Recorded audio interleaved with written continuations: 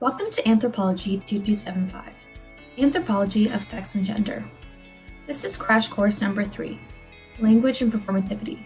This is crash course number 3 out of 4. What is gender performativity? It is defined as a stylized repetition of acts, an imitation or miming of the dominant conventions of gender. As told by the teachings of Goffman, gender is constructed through one's own repetitive performance of gender. Goffman identifies that femininity and masculinity are expressions that can be conveyed in any social setting.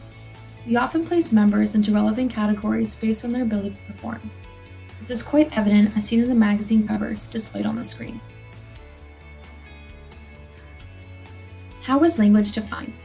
Language makes use of signs, symbols, and metaphors to continually reinforce cultural values in the community. Individuals use language in order to determine the identity as an achievement to how they communicate with who they are and how others think of them. In turn, this has a large role on how one performs. What is the role of language in anthropology?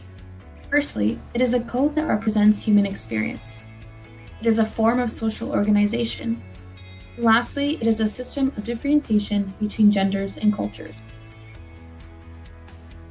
How is gender performed through language? Firstly, through direct indexicality, where I and you index the speaker and the intended reference.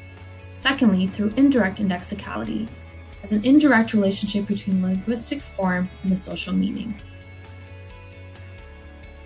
How are language and gender connected?